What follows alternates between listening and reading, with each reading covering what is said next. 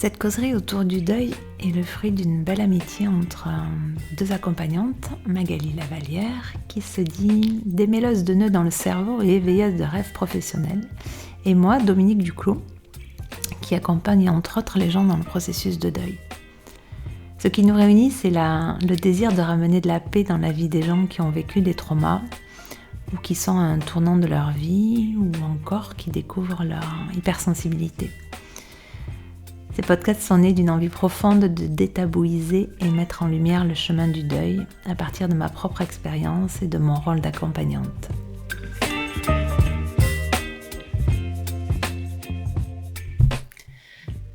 Bonjour. Bonjour. On se retrouve toujours sur ce thème du deuil avec comme sujet aujourd'hui la souffrance tout au long du deuil. La souffrance, où on va en parler, peut-être les souffrances, je sais pas, c'est toi qui vas me dire si on parle d'une seule souffrance ou de plusieurs souffrances. Alors peut-être c'est différent au tout début et après. Est-ce que déjà tu as envie de parler de ça? Oui, pour moi, le deuil, il y a les 4 phases dont on a parlé, mais après, il y a 2 autres grandes phases. Il y a toute la phase du début où on accompagne beaucoup par l'écoute. Et après, entre la 3e et la 4e phase, ou dans la 4e, ça dépend des gens, il y a tous les deuils non faits qui remontent, toutes les histoires non terminées, toutes les séparations, tout ce qui n'a pas été vraiment géré en profondeur, ça remonte avec une puissance assez incroyable. Et cette phase-là nécessite un autre accompagnement.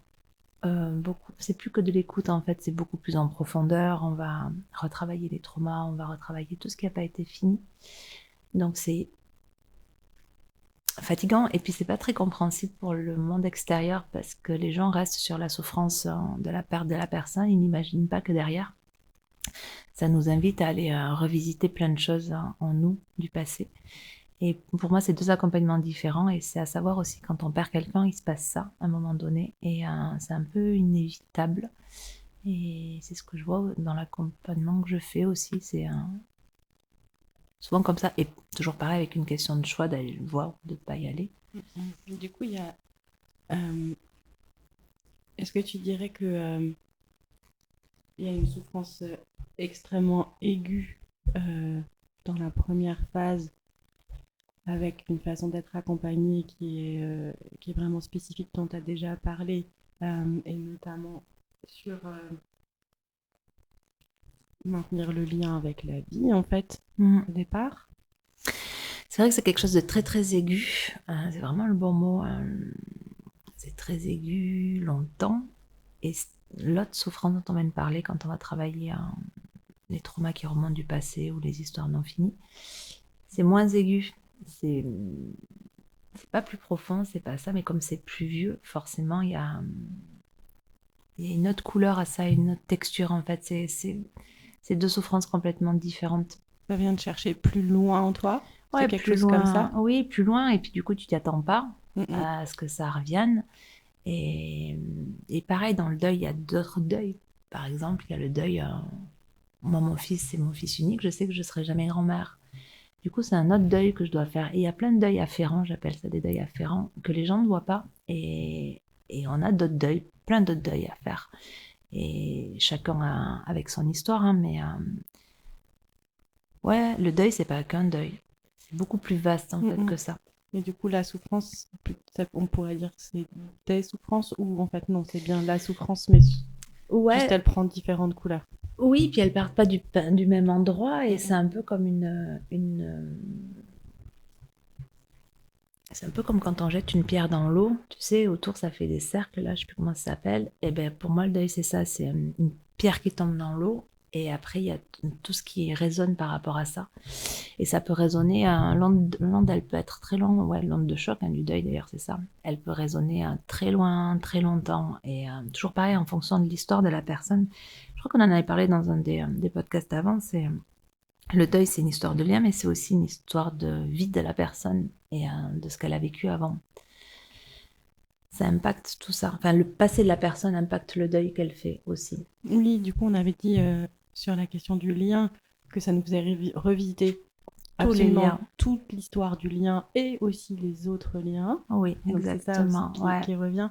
Et c'est en ça que ton histoire, elle va déterminer la façon dont tu vas souffrir finalement, Oui, et ce qui va remonter, quoi. exactement. Et c'est vraiment ce que je disais, une invitation à aller se découvrir en profondeur, vraiment, vraiment. Et c'est une espèce d'exploration hyper intimiste, mais très profonde. Mm, mm. Il y a cette notion de choix, hein, dont tu as beaucoup parlé, Oui, et j'aimerais bien là que tu nous en reparles. Alors, dans ces deux moments, parce que c'est pas les mêmes choix. non. Moi, il y a eu un premier choix, mais j'aime bien qu'on parle de ça parce que je trouve que c'est important aussi qu'on mette des mots dessus. Il y a eu le choix de vivre ou de mourir au début, quand ça s'est passé. Où il y a eu clairement un moment où je me suis demandé très en conscience si j'allais vivre ou mourir. Parce que ma notion de vivre, c'était vivre pleinement et pas survivre. Donc à partir du moment où j'ai fait le choix de vivre, ça voulait dire que d'ailleurs j'allais mettre tout en place pour vraiment vivre et pas être dans une survie, quelque chose de fade en fait, de pas coloré. Donc ça a été un vrai choix de ma part, ça. Et après, ce qu'on a dit aussi précédemment, c'est que c'est toujours une histoire de choix. Tout le reste, en fait, on a le droit de ne pas aller visiter ce qui remonte, on a complètement le droit. En fait, on fait vraiment ce qu'on a envie, et ça, je trouve important de le souligner. On fait comme on peut, comme on a envie. Au moment où où on en a envie, en fait, c'est pas une généralité de faire comme moi j'ai fait, loin de là. Moi, c'est juste mon histoire et ma façon d'aborder ce qui s'est passé. Mais il y a plein d'autres gens qui l'abordent de façon différente aussi. Mm. Et du coup, ce choix-là, en plus de la souffrance, il a besoin d'être accompagné, non? Peut-être pas Clairement, le choix de mourir ou vivre, ça je sais pas, mais tu mais le peux peut-être reste, répondre. Peut-être que une fois que tu as fait ce choix-là, tu as besoin d'être accompagné oui. pour le coup. Mais oui, parce que tu revisites pas ton passé tout seul. Enfin, tu peux le revisiter tout seul, mais de le faire en lien avec quelqu'un, justement, on en revient à l'histoire de lien, ça change tout. Ça change tout. Et l'accompagnement, enfin, en tout cas pour moi, il a été important et salvateur, vraiment. Et puis de détricoter toute sa vie et tout ce qui n'a pas été fini, terminé ou compris avec quelqu'un d'autre, avec un regard extérieur en qui on a confiance, bien sûr, que ce soit un lien sécure, c'est hyper important. Est-ce que, est-ce que même au moment du choix, tu crois, alors, du choix même d'aller travailler ou pas travailler un sujet, enfin, comment toi, par exemple, t'accompagnes ça? Ça t'arrive d'avoir des gens qui te disent, mais enfin, en gros, j'en ai marre en fait d'aller creuser, mais je sens bien que si j'y vais pas. Oui, Enfin, tu vois, cette espèce de truc là qu'on a régulièrement entre je voudrais juste être tranquille et arrêter d'aller creuser et en même temps, je vois bien que si j'y vais pas, c'est pas vraiment la vie que je veux. mm. Et est-ce que ce sujet-là, qui du coup est visiblement très présent dans le deuil, euh, quand on accompagne des gens qui sont en deuil, il arrive sûrement plus souvent. Oui, mais c'est un peu comme un grand tableau où tu prends les choses qui arrivent au fur et à mesure et tu parles de. Moi, je disais souvent que c'est comme une pelote de laine où les gens ils arrivent avec quelque chose et quand tu tires le fil de la pelote, en fait, tu arrives à une mémoire racine ou une cause racine de pourquoi ils en sont là et c'est un jeu d'exploration avec ton patient en fait où tu as plein d'outils différents pour l'accompagner et tu choisis au fur et à mesure ce qui est le plus adapté. Tu sais jamais en fait, c'est vraiment on en a parlé ça aussi, c'est vraiment une écoute fine et une pleine écoute de la personne où elle en est vraiment quoi. Sinon, je pense qu'on peut passer à côté. Et puis, c'est tellement. Ouais, ouais, c'est tellement vaste en fait quand ça retouche à ton passé. Du coup, ça touche à des choses que tu n'avais peut-être pas, dont tu n'avais peut-être pas conscience. Et c'est plein de choses qui s'entremêlent. Et c'est ce jeu-là de désemmêler les choses. Toi, je sais que tu aimes bien dire des belleuses de nœuds. C'est exactement ça en fait. Peut-être la personne à y voir plus clair et à détricoter son histoire pour qu'il en reste que ce qu'elle a envie qu'il en reste. Et ce que j'entends là aussi, c'est que tu l'aides à détricoter, mais tu l'aides aussi à savoir à un moment donné euh, où elle en est de son envie d'aller détricoter Ouais, ça c'est tout de ça. suite ou peut-être plus Ouais, tard. c'est ça. Parce que ça, on peut être quand même un peu perdu sur est-ce que c'est juste où j'en suis, etc. Et quand on est accompagné, on voit plus clair normalement là-dessus.